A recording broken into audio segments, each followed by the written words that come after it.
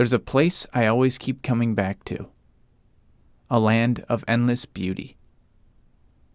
The Adirondacks. A jewel of New York State that's the largest protected park in America. Outside of Alaska, anyway. Stretching over 6 million acres, it's bigger than Yosemite, Yellowstone, and the Grand Canyon combined. And within this wilderness is a story of people finding balance with nature. And I'm going to try and tell you that story.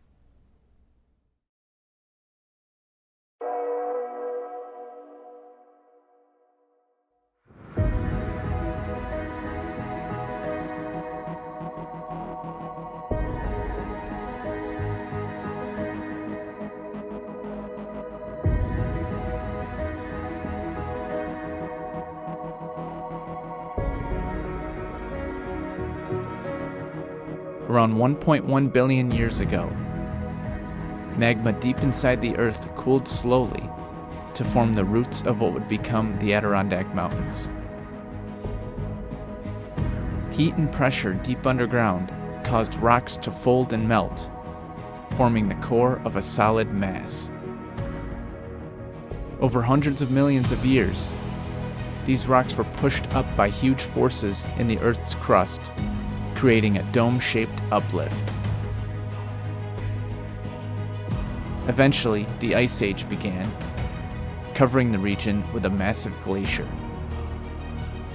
The moving ice carved valleys, rounded the peaks, and left behind lakes and streams. The first humans in the Adirondacks were Paleo-Indian hunters who arrived after the glaciers retreated. Over time, descendants of the first hunters became farmers and fishers, building longhouses and communities. From these traditions rose the Haudenosaunee, whose confederacy shaped life across the Northeast. They claimed the Adirondacks area as shared hunting grounds, moving seasonally through forests and river valleys. Algonquin-speaking Mohicans also used parts of the region, with both groups using essential resources from the lakes and valleys.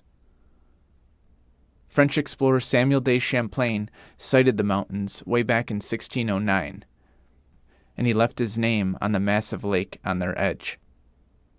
The discovery of beaver-rich streams sparked the Beaver Wars as nations and Europeans fought over fur that nearly wiped the animal out.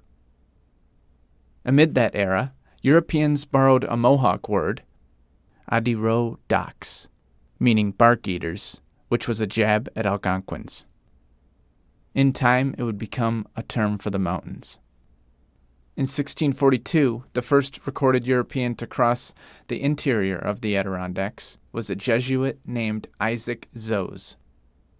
About 4 decades later, Albany County was created, which was gigantic at first, but eventually gave rise to smaller counties like Essex, where the tallest summits are. By the mid-1700s, European powers were competing for control of the region. The French built Fort Ticonderoga and Fort Crown Point, while the British added Fort William Henry. These forts played major roles during the 7 Years' War, a war in which the British came out on top, so they subsequently claimed the region and secured their dominance. However, soon its own colonies would push back against them and challenge their control. A surprise attack on Fort Ticonderoga in 1775 gave Americans their first major success in the Revolutionary War. Guns from the fort were transported to Boston, strengthening Continental Army forces. The northern frontier remained tense, as British forces planned to advance through the region. In 1777, the battles of Saratoga stopped the British advance and ended up being a turning point in the American Revolution. After the war, New York State officially took ownership of the vast Adirondack region. However, much of it remained empty, blocked by deep snow and heavy woods. Maps labeled it deer hunting country and such, and they were as creative as J.R.R. Tolkien on some of these maps. When Alexander Macomb made a large purchase in 1792, the land began to shift from frontier forest to real estate opportunity. You have people like Thomas Hopper Branningham buying a large tract, and others like John Brown acquiring another portion and dividing it into townships to attract settlers. On John Brown's tract, his son-in-law and daughter set up a forge, but it didn't last very long. It was a long time ago, and looking back on it, you could say it was an old forge. The 1800s brought loggers who cut deep into the Adirondack forests. Settlements like St. Regis Falls sprang up beside waterways, driving logs downstream. In 1811, Robert Fulton surveyed the waterways around Old Forge for a possible canal, giving the Fulton Chain Lakes their name. In 1813, Keene started what I believe is the first school district in the entire Adirondacks, and small villages like Elizabethtown started popping up, as well as Saranac Lake, which was settled by a trapper named Jacob Moody. In the 1830s, mining the mountains was all the rage, and the McIntyre Iron Company began with the help of investors like David C. Colden. Around the same time, Ebenezer Emmons and his team became the first to scale Mount Marcy, the highest point in the Adirondacks. Before long, the Lake Piseco Trout Club formed, one of the first of its kind in America.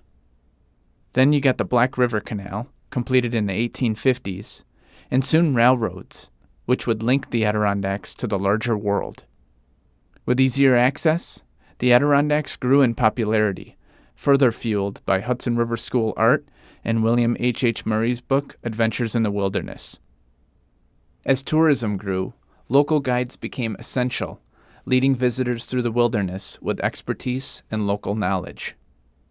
To many city residents, the region offered peace and an escape from factory life. Resorts multiplied, from Paul Smith's Hotel to the Sagamore at Lake George. At the same time, the Gilded Age elite built great camps, while Saranac Lake earned fame for its pioneering tuberculosis care. Alongside tourism, however, rail access also opened the door to large-scale logging, and concerns were growing over deforestation and polluted streams. In response, millions of acres were set apart in 1885 as forest preserve to protect the wilderness. Within a decade, this grew into the Adirondack Park, secured by a Forever Wild clause. Then you got the Adirondack League Club, and hamlets like Big Moose prospering, with new connections on William Seward Webb's Mohawk and Malone Railway. Lake Placid was well on its way to becoming a winter destination, with a little help from the inventor of the Dewey Decimal System, and national history was about to unfold in the high peaks.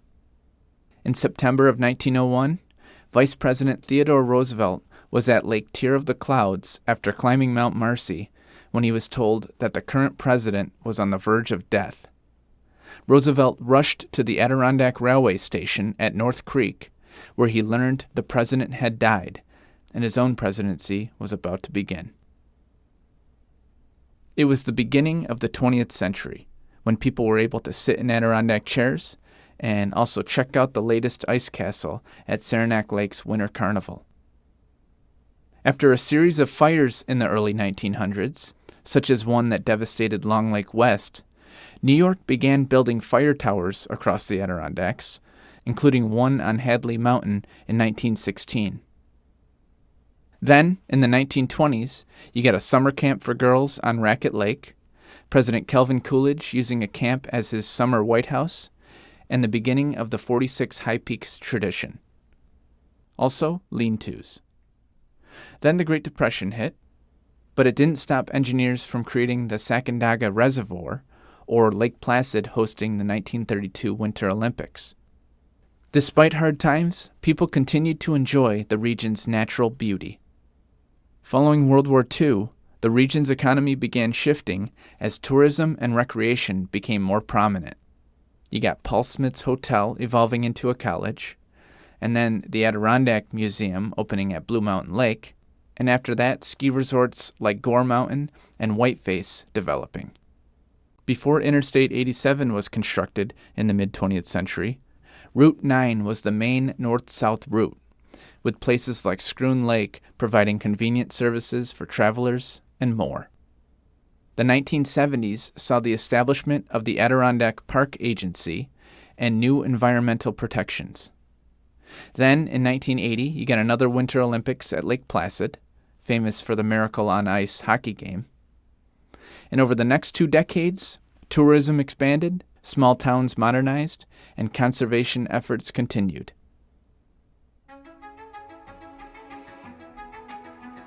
In 2006, the Wild Center in Tupper Lake opened, and today, the Adirondacks continue to be a refuge for outdoor adventures and quiet escapes. I love this dome of ancient rock, which is still rising geologically every year, by the way. Unlike the Appalachian chain, the Adirondacks are geologically distinct and uniquely wild. And I can't stop going back. Have a good one.